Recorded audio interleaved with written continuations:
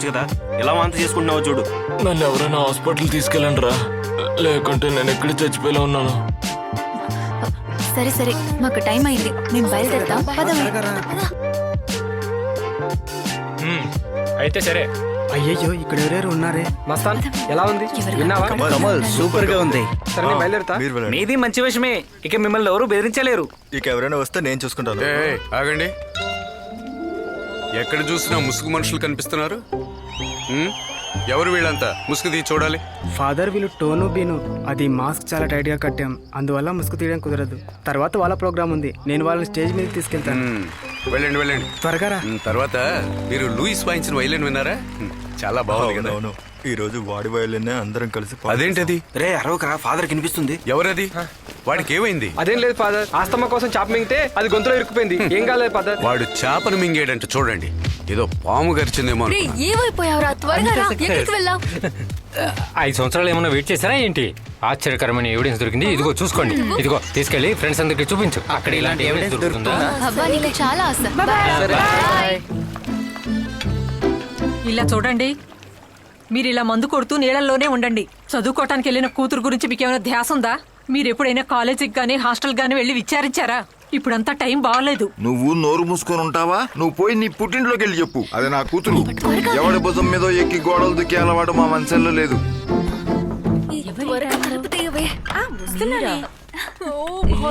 Super గా ఉంది. బాగా బిల్డప్ ఇస్తుంది. అక్కడికి వెళ్ళాను, ఇక్కడికి వెళ్ళాను. నాకెందుకు వాళ్ళిద్దరూ అరటి తోట నుండి వస్తున్నారేమో నేను అనుకుంటున్నాను. Come on, I'll show you. ఏదో బిల్డప్ కొడుతుంది. చూస్తూనే ఉన్నాం కదా. చూసారా? ఇది బాయ్స్ హాస్టల్. బాగా చూడండి. నీకు చాలా రోజుల నుంచి చూపించాలనుకున్నా. చూడు చూడు చూడు, బాగా చూడు, బాగా చూడు. అరే రే, ఏంటిది?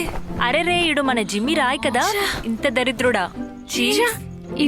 మీ ఇద్దరు వెళ్ళారు. వచ్చినందుకు మీకు ఎవిడెన్స్ చాలదా? నేను మీకు ఎవిడెన్స్ ఇస్తాను. హలో మిస్టర్ విజయ్, ఇలా ప్రాబ్లం క్రియేట్ చేసి ప్రశాంతంగా నిద్రపోతున్నావా? ఆ రోజు హాస్టల్ డే బాగా జరిగినా గానీ మరుసటి రోజు టింకుకి బాగా పని పడింది. అరుపులు కేకలతో వాడిని హాస్పిటల్ కి తీసుకెళ్లేటప్పుడు ఏమన్నారో తెలుసా? ఆస్తమా కోసం చేప మింగాడు అన్నారు. అది నేను కూడా నమ్మేశాను. వీళ్ళు పేరెంట్స్ ని తీసుకొచ్చి ప్రిన్సిపాల్ ని కలిసి హాస్టల్ కి రమ్మని చెప్పారు. నన్ను మోసం చేస్తారా? ఫాదర్ చెప్పింది కరెక్టే కదా, అయినా మీకు ఎవరు చెప్పారు హాస్పిటల్ పోయి గొడవ చేయమని? అది కాదు ఫాదర్, వీడిని హాస్పిటల్ తీసుకెళ్తే డ్యూటీ డాక్టర్ ఏమన్నారంటే వీడి కడుపు మొత్తం మజ్జిగతో నింపమన్నారు. అందుకే ఫాదర్ వైలెంట్ అయ్యాను. ఇంకా మీదట అలా చేయం ఇలా ఫాదర్. చూడు, ఆ రోజులకు కాదు, ఈసారి అయినా నీకు మ్యాచ్ అయ్యేటట్టు ఒక నాన్నని తీసుకురా, అర్థమైందా? ఇలా చూడు, మాక్సిమం సెట్ అయ్యేటట్టు వెళ్ళిరా. రే, మన అజ్జు ఉన్నాడు కదా, నిజంగా వాడెవడో తెలుసా? నేను నిన్న బై ఛాన్స్ వాడి ల్యాప్టాప్ లో కొన్ని వీడియోస్ చూశాను, అప్పుడే తెలిసింది. ఏమని? వాడు దుబాయ్ లో పెద్ద మోడల్ గా ఉన్నాడు. అలాగా? ఇది చూడండి. చూపించు. +2లో నేను ఇలాగే ఉన్నా, మలేరియా వచ్చి గ్లామర్ అంతా పోయింది. నాకు వాడిని చూసినప్పుడే టాలెంటెడ్ అని అనిపించింది, కానీ వాడి నోట్ నుంచి ఏ నిజం రాదు. వాడి విషయం చెప్పకుండా ఉండడమే బెస్ట్. ఆ యేసుకే తెలియదు వాడు ఎక్కడి నుంచి వస్తున్నాడు, ఎక్కడికి వెళ్తున్నాడు అని.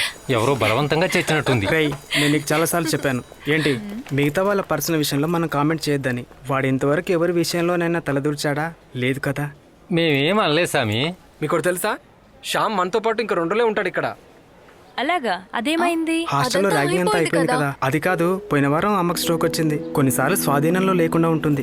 నాన్నొక్కడే అమ్మని చూసుకోలేకపోతున్నాడు. ఓ బైక్ ఉంటే ఇక్కడికి రావడానికి 45 మినిట్స్ సరిపోతుంది. నిన్ననే మేమందరం మాట్లాడుకున్నాం, మీ అమ్మని చూడాలని. వచ్చేళ్ళకి తప్పకుండా వస్తాం. అయ్యయ్యో, ఎందుకంటే అలా చేయొద్దు. ఎందుకు? అమ్మాయి ఎవరినన్నా కొత్త వాళ్ళని చూస్తే ఏడ్ చేస్తారు, అది పెద్ద ప్రాబ్లం అయిపోతుంది. ఇంతకు ముందు అలా జరిగింది. సరే, అయితే మేము బయలుదేరుతాం. మండే కలుద్దాం. Bye bye. ఎలక్షన్ టైంలో పార్టీకి మనకి మధ్య చిన్న ప్రాబ్లం, అందుకనే పర్మిషన్ కి లేట్ అవుతుంది. అందుకు మన బిల్డింగ్ అప్రూవల్ విషయంలో చివరిగా తీర్మానించేది సిడిపిఏనే కదా, మంత్రిసభ కాదు కదా. అది కాదు, ఈ హోమ్ మినిస్టర్ రామకృష్ణ రేపు వాళ్ళ పార్టీ మీటింగ్ అని టౌన్కి వస్తున్నారు. రేపు ఈ విషయం గురించి అతనితో మాట్లాడినా? అదెలా? నేరుగా వెళ్ళి మాట్లాడతారా? లేదు సార్, అతనికి చాలా క్లోజ్ అయిన మనిషి నాకు బాగా తెలుసు.